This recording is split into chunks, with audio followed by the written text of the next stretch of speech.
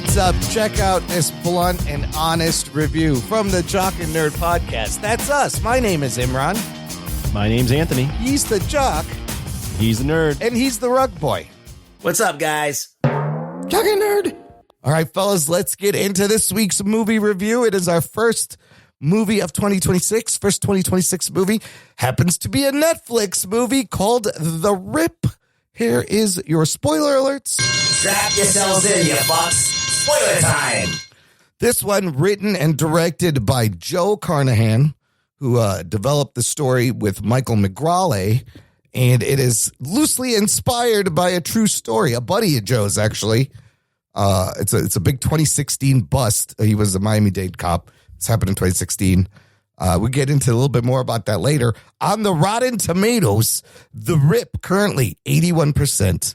Tomato meter. Tomato. I can't say that word. Tomato meter. 81% tomato meter, 68% audience score. Metacritic, it's sitting at a 64.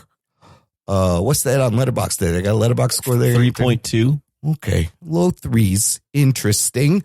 The movie was made for about $100 million and stars the boys. Did all of that go to the cast? What's that?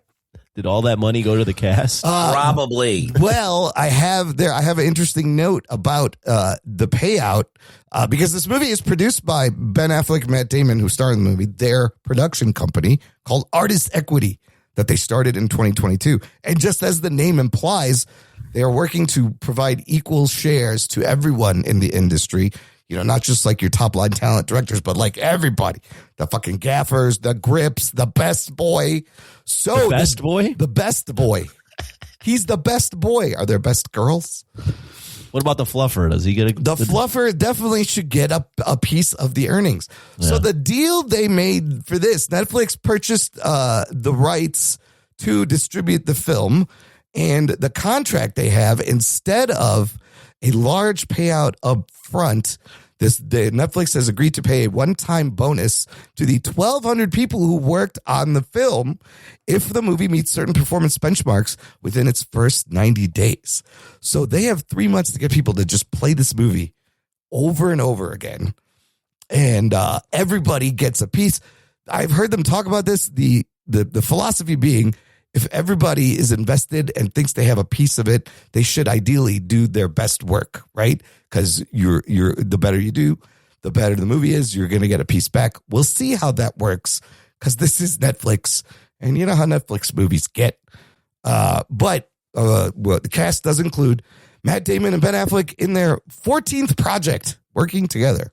They've worked in 14 things. You also have Stephen Yeun, Teyana Taylor, who we just talked about, Catalina Sandino Moreno, Sasha Calle. So you have a former Supergirl, former Batman in this. Kyle Chandler, our upcoming Green Lantern. Fucking Scott Adkins is in this. Doesn't throw a fucking punch or kick. That's right. And he's in this? Yes. Oh, wow. I didn't even know that. He plays Ben Affleck's Fed brother, FBI. Oh, that's Scott Adkins. That's Scott Adkins. You wouldn't know because he doesn't kick anybody. Weird. Oh, that's a weird cast. Okay. And then eyeliner guy, Nestor Carbonell. Is that natural or does he wear eyeliner?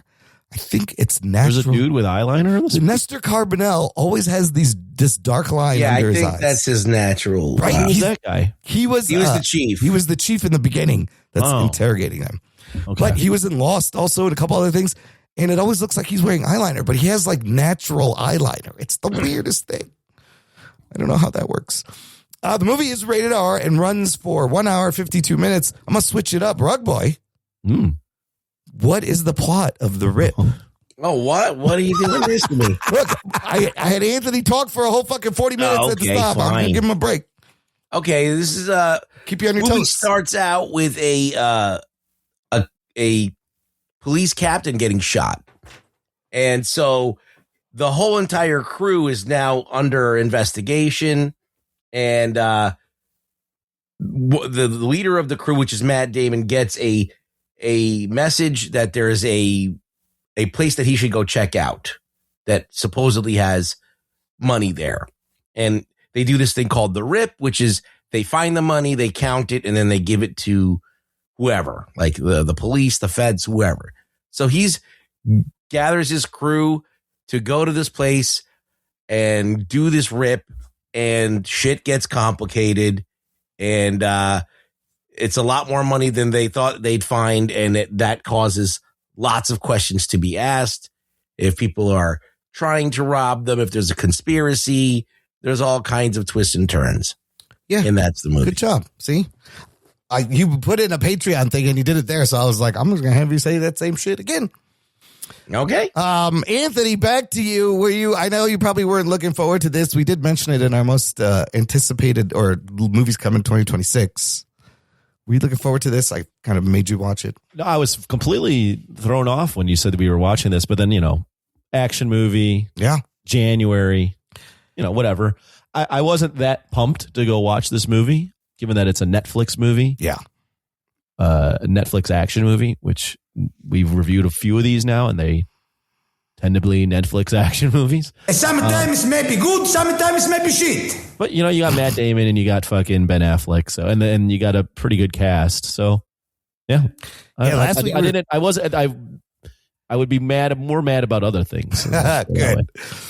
And Joe Carnahan last week, we were talking about, has Joe Carnahan made a good movie in a while? It's been Smoking Aces, Yeah, Cop Shop, Boss Level. It's been a hot minute. So, all right, Anthony, we'll start with you. Watch this twisty cop thriller. Overall thoughts, opening thoughts. What'd you think? I watched it probably about 4 hours ago. 5 hours. Oh, nice. It's fresh. Free-ish. Yeah. This movie was like there's two ways I think about this movie.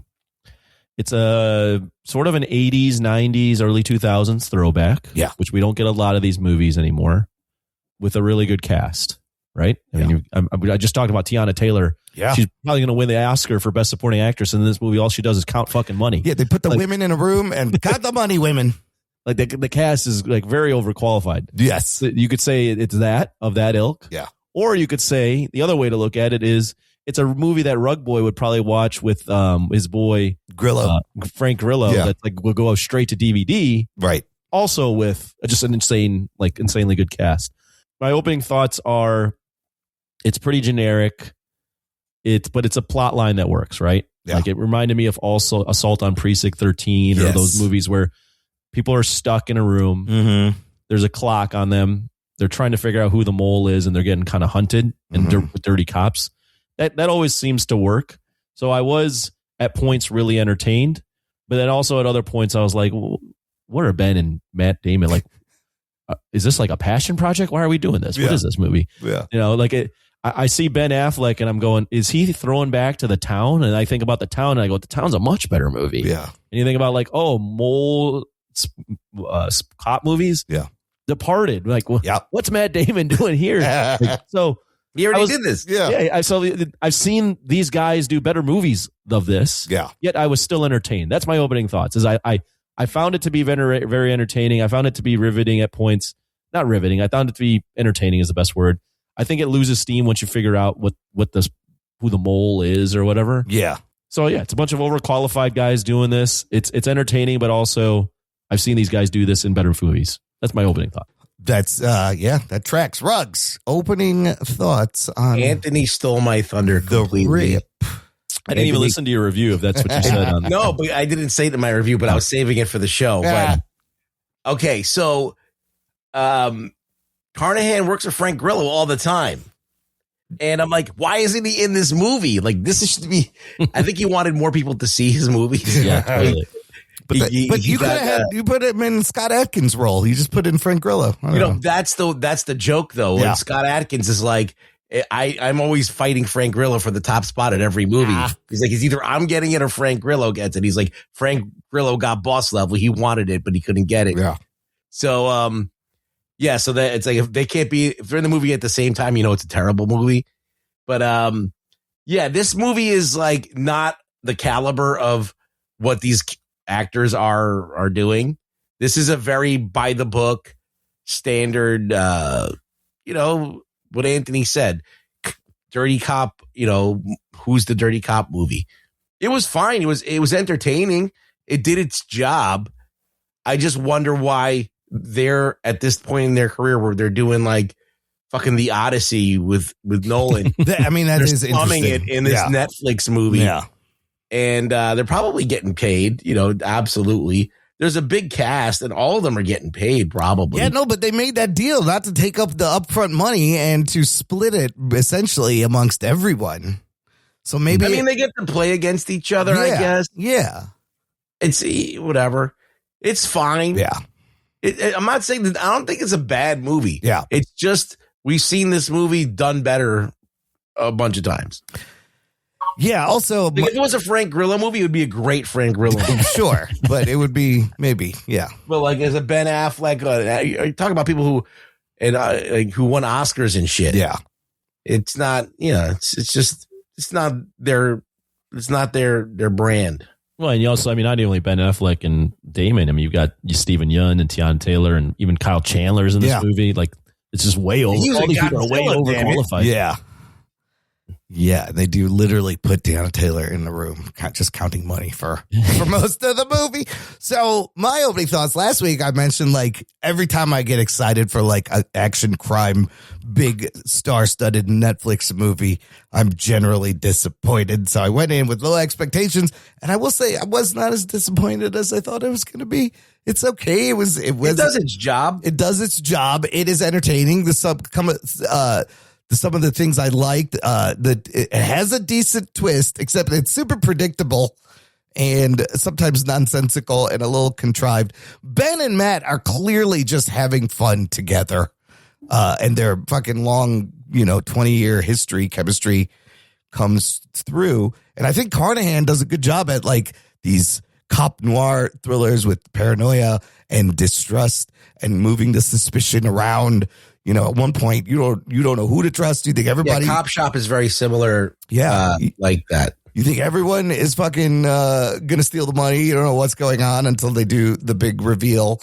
There's lots of swearing, which normally I would like, but it seemed a little clunky and almost overly done at times. And then they say the rip a lot. They say the rip, but that's like Netflix writing. Like they have to write it so people can watch their fucking phones. You think I want to jack this rip? How many times do they fucking say that? Not only, they write it that way, like they say it, but then one of the things, sorry to interrupt him, Ron, but just while we're on that, one of the things too is like they treat the audience like they're so dumb that they have to then reveal all the things you missed. Later on, where they're like, well, actually, this is what happened. So even if you're on your phone, you will be caught up instantly. In fact, I'm sure you guys saw this. Ben and Matt were on Joe Rogan podcast recently. Oh, no kidding. Promoting the movie? Promoting the movie. And they essentially said what the rumor was. Matt Damon goes, they want us to really reiterate the plot every 3 or 4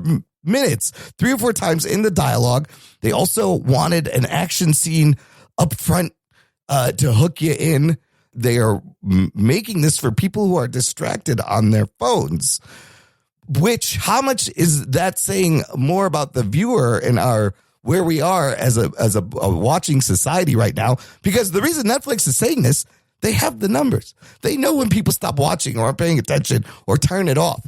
So it is a dumbing down, but it's caused by all of our behavior. Well, their goal isn't to make good movies. Their goal is to get people to watch. Right. But in the same podcast, Affleck brought up, look, but then you have things like Train Dreams and Adolescence that don't do that and are long, and they are still very successful and popular. Yeah. So I feel like they had to find a balance in this, and they kind of did, but some of those notes also made things very clunky and weird.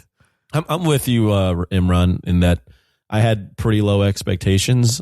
And when the movie started, I'm like, wow, this is fucking generic as hell. Right. But then as the movie goes along and they start to flesh out a little bit of that tension where they're all in the house and you don't really know what's going on. Right. I was like, oh, I'm actually pleasantly like entertained by this. Yeah. Like when they go in and they like reveal like the attic, and the attic's like squeaky clean. Yeah. And then the money's there. And then he's like, let me get all your phones. And he's freaking out.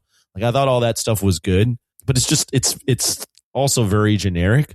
And I would have preferred, like what I thought they were going to do was have it be like a showdown between Ben and Matt. Right. They went pretty safe and decided to make it like them two, obviously the heroes of the story. Whereas I would have like, if they play with us and go, you like these two guys together, let's have them face off. I thought maybe that might have sparked a little more where I'm like, this is not as generic as it's playing out to be. I mean, they give you a little bit of that when Affleck's character starts to distrust him and they're yelling at each other. But at the end of the day, I did think it was a little bit better than the average. I agree. Netflix streaming thriller that I was expecting. I do love the cops in a pressure cooker scenario type of movie. But it's not like maybe you guys may agree or disagree. I was thinking about this movie because it is somewhat similar. I was thinking about like, why do I like The Equalizer way more? Yeah. And The Equalizer is also like a throwback movie, right? Yeah. Where it's just a guy getting revenge like on people that are doing wrong to normal people. But I think like for The Equalizer, Denzel is just so good in those movies. Yes. Like beyond anything that he needs to be in those movies. Whereas Ben and Matt are good, but they're also like I don't feel like they're actually giving their all. They still like feel they're giving just enough where you're like, it's Ben and Matt. Yes, you Whereas feel like Denzel is like he's playing it up like he's still Denzel from Training Day. Right. He's Robert McCall and he can set up a character beautifully and oftentimes without any dialogue. These guys, a little bit, you still see like Ben and Matt, right? Yeah. They're just giving just enough. Yeah. But they're not, it's not the town Ben. It's not Departed Matt. Right. It's a different version. No, Matt saved that shit for the Odyssey. Apparently he trimmed down to like lean 160 something for the Odyssey. But that I also found curious where he's out promoting this movie and he's like, well, the Odyssey's not coming out till the summer. Right. But he's talking about the Netflix. He's made a movie for the Netflix algorithm, but he's also in a huge movie that is the opposite of Netflix. Absolutely. Nolan probably like, what the fuck is this? Yeah, what are you guys doing over here? But this is Ben and Matt's production company, Artist Equity. It may have been just a project they wanted to experiment with this payout formula. I have a couple questions that were a little odd. Yes, there's some odd things. So first things first, when they are getting shot up by the corrupt cops in the garage, and they're chasing them in the street. Yes, they both decide to run down the middle of the street. Yes, with it being lit up. Yeah, no. Why would you go right into the open space when they're on the roof? That is terrible, dude. It makes no sense. They just get shot up and then they just go outside. And the next thing I had was Steven Yeun's character. Yeah, I believe he's chasing them with him, right? Yes. So he's firing off bullets at the people that he's aligned with, that right? He's working with, presumably. So is he firing off the bullets or is he like intentionally missing? That kind of made no sense either. And then the cartel dude just comes out of nowhere. That was fucking weird too. He's like, with the phone. Yeah. He's like, no, it wasn't us. Let me call my boss. And Ben's just like, I found him. I found him. You're like, well, that was very awkward and they don't reveal until later what happens in that house, actually, when Ben goes to investigate. It was just a weird turn because they're like under all this tension, and then Ben runs out with the cartel guy. I'm calling him Ben. That's not his name in the movie. No, it's JD something. And he's just like, it's okay. He's like, guy has a phone. Yes. He's with us. Not really. I mean, it is cartel money. The other thing I thought was wild was, it made no sense, is when Steven Yeun's character, Ro, is looking at those blinking lights. He's like, I don't know what that is. The light's blinking. And maybe some kind of signal. Like, you don't know it's fucking Morse code, you dummy. There was parts of this movie that were so predictable and easy I was yelling at it. I was like, it's fucking Morse code, you asshole. Well, the whole 150 thing, like when he's telling people different amounts. The beginning of the movie, when he's telling people different things. Yeah. I'm like, he's doing that for a reason. Yeah. See, I didn't pick up on that. Why would he do that? I'm like, either he's dirty and he's trying to throw everybody off. Yes. Or he's using that, but backpocketing it. Yeah. And then as soon as that 150 comes up again, I'm like, oh, I know it's Yeun. I know who but they show you him texting before any of that, I believe. So yeah, they do. They reveal Yeun to be pretty quickly. Like, he's not a good guy. So, but at that point, I thought, okay, so Steven Yeun wants to steal the rip, but also Matt Damon also wants to steal the rip. Right. And it's just who's going to get there first. There was another weird thing in the very beginning. The captain, Jackie shooting, I thought was very strangely staged because, she's on the phone and she sees the guy and she gets shot once, but she's fine. She gets shotgunned, right? Then Wasn't she it a gets shotgun? Yes, then she's she hides texting. behind the car. Then she gets shotgunned, goes flying back. Which does that happen? But she's still nowhere near dead because she can still text the motherfucker. Yeah. And then a final shot. The whole thing was like a strange. I was like, you should be dead by now. You've been shot twice, like at close range. How are you? Yes, she was texting, and then he got a mysterious text. So it's like almost, there's like. The movie. So they're basically telling you by the end that lady in that house was the informant she was working with, right? Right. And that is cartel money. And she was going to kind of pull this whole scheme. But she was going to use that money to then dig up the bad cops As bait. Yeah. And they knew that she was trying to find them, right? That's the whole mystery. Yes. So they offed her. Yeah. Because they were the bad cops and she was onto them, I guess. Right.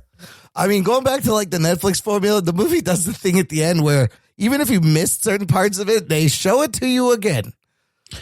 That's true. They do. Not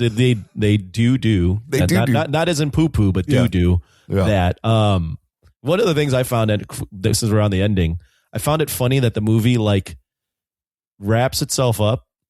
And then I I pause it and I go, wait, there's another like 15 minutes here. What are they going to do? And it's just them like hanging out, revealing the money, revealing the lady getting the money. Yeah. Matt Damon on a beach with Ben Affleck, like thinking about his kid. Yeah. And then I go, wait, with the kid thing. I understand like what they're doing, but I was like, the kid thing's kind of underplayed here. I don't really feel anything about the kid. Yeah. His character, his son died of cancer at 10. And that motivates him and to do this. I just don't get the connection there. It was the tattoo on his hand. That was the point. Are we the good guys? We are and always will be. And at the end, it turns out they were all the fucking good guys. The count comes up exactly the number that he had. And Desi gets like 20%. Would you get 10% or 20% She got 20%, like $4 million. Wow. And then Ben and Scott Adkins hug it out and resolve their differences. And then they're just sitting on the beach. And then there's the whole subplot of like Ben being he was sexual with that lady that died. Yes, they were lovers. I think what I'm getting at is those subplots. I don't know. I felt like those subplots were like kind of half baked. A little bit. There was a lot of them kind of. It never really could have been a longer movie. They cut it down to 2 hours, maybe. I don't know. Yeah. I mean, there are like, as far as the action scenes, there's some good car chases. There's some good explosions. There's some good shootouts. They're all right. I don't think the movie's really hitching its wagon on the action. Right. I think it's more about the tension. Yeah. So I think that's why I said earlier, once we figure out, well, I know Ruggs figured it out pretty quickly, but once it's really revealed what's happening, it seems like the movie kind of loses steam. Well, yeah. So you have I love the whole sequence when they're in the house, right? This whole movie takes place over one night. The house part is great. Them finding the money and counting it and the tension and threatening phone calls. And you're like, what the fuck's going on? And then they do this little misdirect where, Maddie Nix in that big armored car shows up and you see duffel bags. And Matt and Ben and Stephen Yoon go, and the girl's like, oh, you're just going to fuck us like that? You're going to take the money? They leave the girls there as the house is burning. When you saw those phone books, you didn't think they were going to end up in the bag? I mean, I had a little bit of a feeling and when they do the thing where they pull the bag out and they wait so long to show it, I was like, oh, it's the fucking phone books, isn't it? They did the same thing in Task on HBO. But then the inside the tank, when they're driving, when they reveal, there's so much exposition of them just telling us what the fuck is going on. And I would have gotten away with it if it wasn't for you crazy kids. For you kids. That twist, while like a little bit heavy-handed, I thought it was kind of neat that this was all a setup the whole time. Yeah. I like when it makes you go back and think about like everything. And again, but they show you everything. And they tell you what, when Ben's character finds out in the house what's actually going on. Well, they kind of need to show you because it didn't make any sense. No. But the whole thing about the different numbers and how he knew it was him and then finding out they're the ones. Well, Maddie Nix actually killed Jackie. I have a feeling that the script was much better until they got notes from Netflix to change it. I feel like it might have been better because the bones are there. Yeah. So Netflix is like, can you say the rip at least 12 more times? No one's going to understand the title of the movie, so you need to really explain Can you what's going on. explain what the rip is? No, I've never heard anyone say the rip ever. Really? I don't know if I've ever heard that. Especially in that context. Yeah, maybe it is a cop thing where it's just a seizure. Right. But yeah, then you get the shootout in the thing. The car chase, not bad. Between Ben and Kyle Chandler. No, not bad. I think I would have, but besides the Ben Affleck and Matt Damon, I would have preferred like them when they were getting assaulted with all the cops. I thought they were doing straight up assault on Precinct 13. That not the old one, but the new one. Yeah. And it was like an army of people. I thought they were going to bring in an army of corrupt cops, and then you just realized it was probably like 4 guys. Well, it was those 2 Hialeah cops, those officers, and then those 2. So yeah, it was 4 people, 3 that were just like trying to destroy him. I was like, oh, this is kind of underwhelming. I would have rather preferred, like they were holed up and they had to like fight their way out of like 30 cops trying to fucking murder them. They're surrounded. But you know, it was eerie. So it seemed like they ran out of money. That's what I think it's only $100 million. They didn't have enough money to have it all be a bunch of cops. Well, you have this like empty neighborhood, which was kind of weird. Also, it was weird that like they're going to inspect this house. They just roll up in front, like out the open. I was like, by that time, the person... They just leave all their cars in the cul-de-sac. Yeah, and they just leave them in the street and they all get shot up. But there is a thing, and this part of the true story is the cartel of Miami would buy up whole neighborhoods and then just pick a house to like stash their money in and shit. So there was something interesting there, but ultimately it was just one cartel dude and 2 other people shooting at them. So was the girl that has the house... Are we to believe that she's just dumb enough to let them in, or are we supposed to believe that she wanted them to come in? Because they say, oh, here's a paper, we're asking you for consent. And then she's like, well, as long as you don't mess up the house. Yeah. And then they come in and then they start messing up the house and she's all pissed off. I feel like I don't think they played that to be, I think they're playing it to be like, oh, she was pissed off. Well, like, I'm like, why are you so stupid to let them in the house? I think Ben Affleck's character actually says that to her, like, you wanted us to kind of help in this way. She definitely knew about the money. Oh yeah, she's the informant. Oh, that's right. She was the informant to, I think, why? Yeah, she's just like, don't do any pushy cop shit, and they just come in. I feel like maybe she did want one, and then maybe, well, I don't know. I guess like if she was. Like she could have just told them, and I guess they're playing that she just doesn't know who's crooked or who isn't, right? Now the cartel's not going to go after her. No, well they get that $4 million. They abandoned the stash house. The head dude is so much told them like they did it as a write off. Yeah, we don't need they don't want to kill more than one cop. We don't need the heat, and he goes $20 million as a write off to them. They don't want any more cops to die. It's hurting their business. But wouldn't the cartel just be like, we're gonna fucking kill this girl? Later, she has some of their money because she has the money. She was clearly the informant. Yeah, that's what I was saying. Yeah. So now they will know that she's the informant.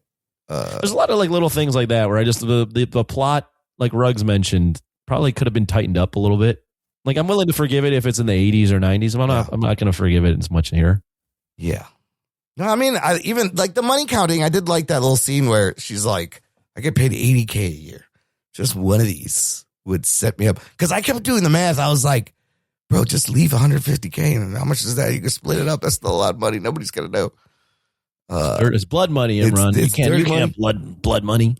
It is blood money, but the cartel doesn't want it. You got to account for it somehow, too. And, Well, that's the thing about taking large amounts of money is you can't really do anything with it. You can't start buying shit. You can't put it in the bank account. I don't know what you do. They teach you all about this in Goodfellas. Yes, you can't do any. Like it's almost. Remember the guy tells his wife, "Don't buy anything flashy," and he's like buying fur coats and got a nice car. Yeah, when you get that much dirty money, you can't do. You have to launder it very slowly somehow, like in Breaking Bad with a car wash. So it's more. But the fact that it was that amount of money that I guess was a huge thing. You think I want to jack this rip? You You want to rip this, Jack? You want to rip this, Jack? You think I want to rip this, Jack? Yeah. How many times did they say the rip? Like oh my God, times? they said the rip so many times. Just what about this rip? What about that rip?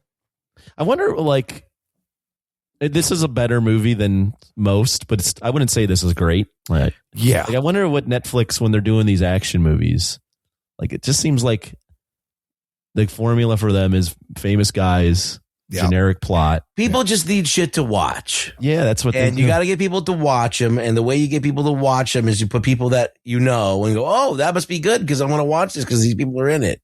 Yeah. And that's all they're doing. So, but do you think Carnahan and the writers and Matt and Ben had that mindset making this movie? Well, they're trying to make movies. Like Carnahan's trying to make movies, and he'll make movies with anybody who'll give him money to make one. Right? Yeah. And he wants to make a good movie because, you know, every director wants to work and make better movies. But, you know, I think they're all like seeing the opportunity. Netflix dishing out cash. They're looking for content. All right. So. But to you guys' point, like thinking of Matt and Ben, it's like borderline embarrassing, maybe, this product. Well, I would say it's like them having fun. Yes. Yeah. Yeah. And they're willing to, so they can work together and kind of have fun and be cops and be in a dirty cop movie. And they know it's okay. It's passable. They know it's like decent. They did it for like a laugh, and you see what happens. Like with this back end deal, they're trying to get this whole thing off the ground with their like equitable bullshit they're doing. Do you think this movie would have done well as a theatrical release? It's got big names. No. This is kind of like, it would have made like 30 million. Well, yeah, it's like the mid budget movies they used to put out in theaters, but not anymore. But the thing is, and that's where I'm like a little like, what the fuck? And that's where they spent it on the cast. Is how is this movie $100 million unless you just spent all of it on the cast? I mean, there's like a couple of good chase scenes, but you don't need. You can make this movie for like 60 million. Yeah, you don't need to spend that kind of money on this movie. There's just a couple of locations. There's the house, there's the bridge, there's a car chase. I don't know. But then you can clearly see at the end when they're on the beach, that's not a real beach. Yeah, even the swamp where Matt Damon catches up with Stephen Yeun looked a little fishy. It looked a little fake-ish. But I thought it was interesting that Damon doesn't kill Roe, but Ben has to kill fucking Nix. He shot Jackie. So nobody was around.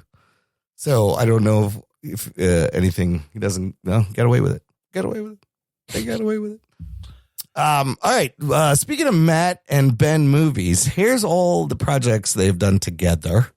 Oh, so maybe you're gonna rank them too. We can compare. Going back in chronological order, of course, The Rip. Before that, there was something called Animals, 2026. Air in 2023. That was pretty good.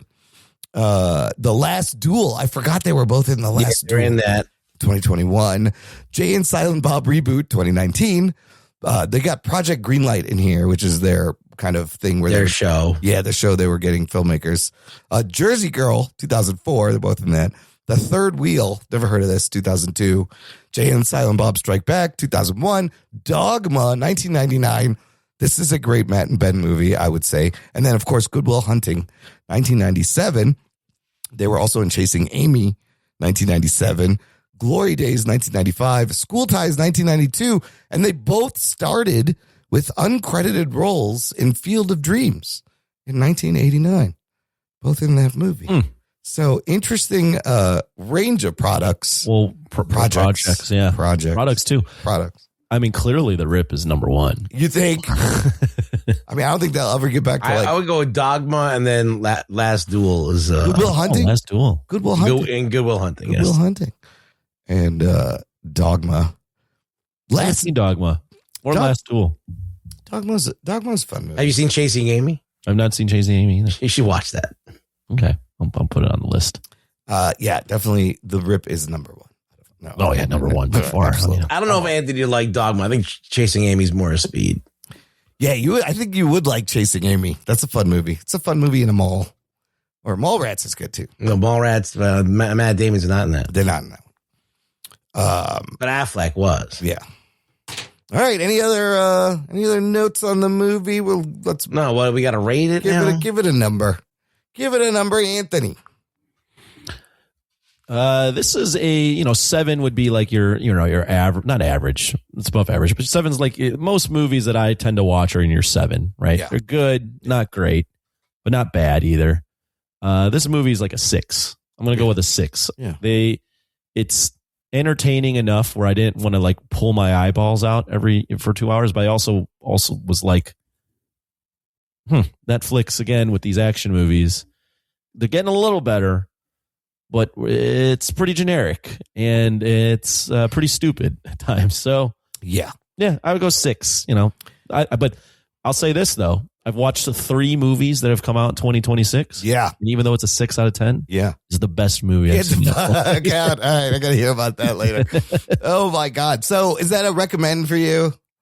Very like you got to be like us. You got to be like us and have nothing better to do. Yeah. Versus like I like action movies and I'll watch anything. Yeah. That's action.